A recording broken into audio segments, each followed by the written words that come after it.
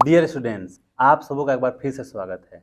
आज की इस वीडियो में मैं आपको क्लास 10th से चैप्टर 3 दो चर वाले रैखिक समीकरण का बीजगणितीय और ग्राफीय निरूपण समझने वाले हैं। आज हम समझेंगे कि दो चर वाले रैखिक समीकरण में जब ग्राफीय निरूपण और बीजगणितीय निरूपण करते हैं तो रेखाएं कब प्रतिच्छेदी होगी। ठीक, जब हम ग्राफ रेखाएं खींचते हैं तो हम जानेंगे समझेंगे कि रेखाएं कब प्रतिच्छेदी होगी, चाहे रेखाएं समानांतर अथवा ग्राफ जब खींचेंगे रेखाएं तो रेखाएं कब समानांतर होगी, एक और क्या हो जाता है, संपाती हो जाता है। हम समझेंगे कि रेखाएं कब संपाती होगी। ठीक, संपाती रेखा किस प्रकार का होता है, एक ही रेखा पर दोनों रेखा जब खींच दिया जाए तो रेखाएं संपाती होता है। ठीक है, तो सबसे पहले हम बात करते हैं प्रतिच्छेदी रेखा के बारे में। इसके लिए एक एग्जाम्पल ले लेते हैं, एक उदाहरण ले रहे हैं हम। अब देखो, इस उदाहरण में हम करेंगे क्या ना कि a1 a2 निकालेंगे, a1 बटा a2 निकालेंगे और b1 बटा b2 निकालेंगे। हम a1 बटा a2 निकालेंगे और उसके बाद b1 बटा b2 निकालेंगे। यदि a1 बटा a2 बराबर नहीं रहे b1 बटा b2 का, यदि a1 बटा a2 बराबर नहीं आए b1 बटा b2 का, तो होगा क्या कि रेखाएं प्रतिच्छेदी होगा। ठीक, रेखाएं क्या होगा, प्रतिच्छेदी होगा। अब समझो पहले कि a1 a2 और b1 b2 क्या है। तो जो देखो समीकरण 1 में आई समीकरण 2, तो समीकरण 1 में x का गुणांक जो रहता ना है, x का जो गुणांक रहता है वो a1 कहलाता है और y का जो गुणांक रहता है ना वो b1 कहलाता है, और जो अचर पद रहता है ना उसको हम c1 कहते हैं। ठीक, समीकरण 2 में समझना, समीकरण 2 में x का गुणांक a2 कहलाएगा और प्लस सिंबल देते हैं, y का गुणांक b2 कहलाएगा और जो अचर पद रहेगा उसको हम c2 से दर्शाएंगे। ठीक है, बात समझ रहे हो। तो हम किए क्या कि a1 बटा a2 निकालेंगे, तो x का गुणांक a1 है, a1 बराबर क्या लिखेंगे, 1 लिखेंगे, और समीकरण 2 में x का गुणांक a2 है यानी 2a है।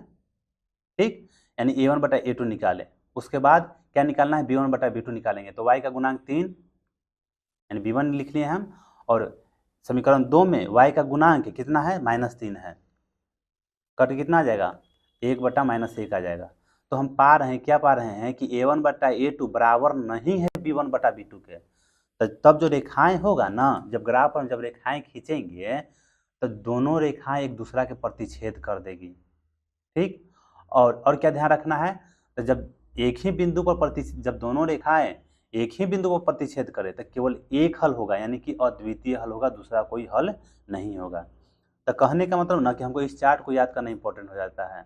जैसे कि उदाहरण के तौर पर दो समीकरण तुमको दिया रहेगा, तुम a1 बटा a2 निकालोगे और b1 बटा b2 निकालोगे, तुम देखोगे कि a1 बटा a2 बराबर नहीं है b1 बटा b2 के, तो रेखाएं एक दूसरा क्या करेगी, प्रतिच्छेद करेगी और केवल एक हल होगा, चाहे बोलेंगे कि अद्वितीय हल होगा। ठीक, साथ में इसको संगत हल भी बोला जाता है। क्या बोला जाता है, संगत हल। ठीक है, यानी केवल एक हल, चाहे अद्वितीय हल चाहे संगत हल भी इसको हम बोल सकते हैं। प्रतिच्छेदी जो भी बात बताया हमने, प्रतिच्छेदी रेखाएं के बारे में हम समझाएं चाहे बताएं। अब बात करते हैं अगला, संपाती रेखाएं। हम समझेंगे एक एग्जाम्पल लेकर हम समझेंगे कि अब रेखाएं संपाती होती है। अब यहाँ भी वही काम करेंगे, हम a1 बटा a2 निकालेंगे और उसके बाद b1 बटा b2 निकालेंगे और अगला बार में c1 बटा c2 निकालेंगे। तो हम a1 बटा a2 निकालेंगे तो 2 बटा 4 और b1 बटा b2 करेंगे तो 3 बटा 6 और c1 बटा c2 करने पर 9 बटा 18। 2 से 2 बार में कट जाएगा, 3 से 6 2 बार में कट जाएगा, यहाँ भी 2 बार में कट जाएगा, यानी कि a1 बटा a2 बराबर कितना आ गया, 1 बटा 2 आ गया, और b1 बटा b2 बराबर कितना आया, तो 1 बटा 2 आया, और c1 बटा c2 बराबर भी 1 बटा 2 आया। तो a1 बटा a2 बराबर है b1 बटा b2 के, और b1 बटा b2 बराबर है c1 बटा c2 के। जब समीकरण दिया रहे और जब एक कंडीशन अप्लाई हो जाए, a1 बटा a2 बराबर है b1 बटा b2 के, b1 बटा b2 बराबर है c1 बटा c2, यानी सब बराबर आ जाए, तो तब जो ग्राफ बनेगा ना, तो ग्राफ पर जब दोनों रेखाएं खींचेंगे तो दोनों के दोनों रेखाएं एक ही रेखा पर आ जाएगा। यानी कि देखो यहाँ पर दोनों रेखाएं खींचा हुआ है, 2x प्लस 3y बराबर 9 और उसके बाद 4x plus 6y is equal to 18, यानी कि 4x प्लस 6y बराबर 18। तो दोनों इस पर ये जो रेखा है ना, इस पर दोनों रेखा है, दोनों समीकरण का रेखा एक ही पर होकर गुजर रहा है। तो ऐसी स्थिति में अनेक हल होता है। देख रहे हो कि दोनों के दोनों रेखाएं एक दूसरे के ऊपर है, यहाँ से मतलब जहाँ तक दोनों रेखाएं हैं एक दूसरे के ऊपर है। तो ऐसी स्थिति में अनेक बिंदु, उभयनिष्ठ बिंदु, पिछला की यदि बात करें जब प्रतिच्छेद कर दे रहा था तो एक ही उभयनिष्ठ बिंदु था, जिसके कारण केवल एक हल चाहे द्वितीय हल बोल रहे थे हम। लेकिन यहाँ पर अनेकों उभयनिष्ठ बिंदु हो जाएगा, जिसके कारण इस प्रकार के समीकरण का अनेक हल होंगे, अपरिमित रूप से अनेक हल होंगे। कहने का मतलब इसका बॉक्स बनेगा क्या? इसका बॉक्स बनेगा, दो का समीकरण दिया रहेगा तो हम a1/a2 निकालेंगे, b1/b2 निकालेंगे और c1/c2 निकालेंगे। यदि तीनों के तीनों बराबर हैं तो रेखाएं जो होगा संपाती होगा। संपाती कहने का मतलब एक दूसरे के ऊपर रेखाएं होगा, ठीक है, और अपरिमित रूप से अनेक हल होगा। ठीक, एक चीज़ और, इसमें एक चीज़ और क्या समझना है, तो ये भी तुम्हारा संगत हल होगा। जब रेखाएं प्रतिच्छेदी रहे तो संगत हल, और संपाती रहे तो संगते हल होता है, ये भी आपको याद रखना है। ठीक, अब लास्ट बच गया समानांतर वाला। लास्ट हमारा क्या है? समानांतर रेखाएं। तो इसको भी समझने के लिए एक उदाहरण ले लेते हैं। उदाहरण के तौर पर हम यहाँ भी a1/a2 निकालेंगे और उसके बाद b1/b2 निकालेंगे। ठीक, अगला बार c1/c2 निकालेंगे। यहाँ 1/2, यहाँ 2/4 और यहाँ 4/12। ठीक है, देखो यहाँ 2 बार में कट जाएगा, यहाँ 3 बार में कट जाएगा। तो a1/a2 बराबर तो तुम्हारा 1/2 रह गया, लेकिन b1/b2, हाँ b1/b2 बराबर भी तुम्हारा 1/2 रह गया, लेकिन c1/c2 बराबर तुम्हारा 1/3 हो गया। तुम क्या पा रहे हो? तुमको मिल रहा, देखने को क्या मिला कि a1/a2 बराबर है b1/b2 के, अब बराबर नहीं आया c1/c2 के। ठीक है, तो जब इस तरह से तुमको मिले तो जो ग्राफ खिंचाएगा ना, जो ग्राफ में जब दोनों रेखाएं रहेगा वो एक दूसरा के समानांतर होकर गुजरेगा, एक दूसरे के समानांतर गुजरेंगे।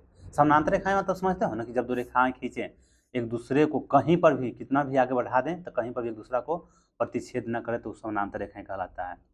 अब देखो समानांतर होने के कारण इसमें कोई उभयनिष्ठ बिंदु नहीं है, देख ही रहे हो। अब जब कोई उभयनिष्ठ बिंदु नहीं है, अब जैसे सबसे पहले प्रतिच्छेदी पढ़े थे जिसमें एक उभयनिष्ठ बिंदु था और संपाती में दोनों रेखाएं एक ही के ऊपर थी, है ना, दोनों रेखाएं जो था एक दूसरे के ऊपर था, तो अनेकों उभयनिष्ठ बिंदु था, जिसके कारण इस एक उभयनिष्ठ बिंदु था तो केवल एक हल, अनेक उभयनिष्ठ बिंदु था तो इसके कारण इसमें अनेक हल, लेकिन इसमें तो कोई उभयनिष्ठ बिंदुएं नहीं है। समझ रहे बात? कोई इसमें उभयनिष्ठ बिंदु है ही नहीं, जिसके कारण इसका कोई हल ही नहीं होता है। ठीक, और इसमें समझने के लिए क्या बाकी रह गया? ये चार्ट बॉक्स को याद रखना है कि जो दो समीकरण तुम्हारा दिया रहेगा, a1/a2 निकालोगे, b1/b2 निकालोगे और c1/c2 निकालोगे। यदि a1/a2 बराबर आए b1/b2 के, बराबर नहीं रहे c1/c2 के, तो ऐसी स्थिति में रेखाएं समानांतर होगा और इसका कोई हल नहीं होगा। जब कोई उभयनिष्ठ बिंदुएं नहीं है तो हल कहाँ से होगा? और इसको क्या बोलेंगे? तो इसको असंगत हल भी बोलेंगे हम। क्या लिख दिए हम? असंगत लिख दिए, असंगत हल। ठीक है, देखो जब रेखाएं प्रतिच्छेदी हो तो संगत है, चाहे संपाती हो तभी भी संगत है, लेकिन समानांतर यानी जिसका कोई हल नहीं रहता है तो असंगत हल कहलाता है। तो इस स्थिति में आपको ये जो चार्ट बॉक्स दिया हुआ है इसका स्क्रीनशॉट ले लो, नहीं तो इसको समझ लो, याद कर लो, क्या कि परीक्षा के दृष्टिकोण से यह अत्यंत महत्वपूर्ण है। एक बार मैं पूरा रिवीजन करवा देता हूँ। दो समीकरण दिया रहे, a1/a2 बराबर नहीं है b1/b2 के, तो रेखाएं प्रतिच्छेद करेगी एक दूसरा के और केवल एक हल होगा और साथ में संगत हल भी होगा। हमको स्लाइड में जब पीपीटी बना रहे थे तो हमको ये चीज़ ऐड करना ध्यान नहीं रहा, जिसके कारण मैं अभी बता रहा हूँ। ठीक, दूसरा समझते हैं संपाती रेखाएं कि दो समीकरण दिया रहेगा, a1/a2 निकालेंगे, बराबर आ जाना चाहिए b1/b2 के, फिर बराबर होना चाहिए c1/c2 के। तो ऐसी स्थिति में अपरिमित रूप से अनेक हल होगा और ये भी संगति हल कहलाएगा। ठीक है, लास्ट समानांतर रेखाएं वाला। हम A1 बटा A2 निकाल, दो समीकरण दिया रहे, A1 बटा A2 निकालेंगे बराबर है B1 बटा B2 के, और बराबर नहीं है C1 बटा C2 के। तो ऐसी स्थिति में रेखाएं क्या होगा, समानांतर होगा और इसका कोई हल नहीं होगा।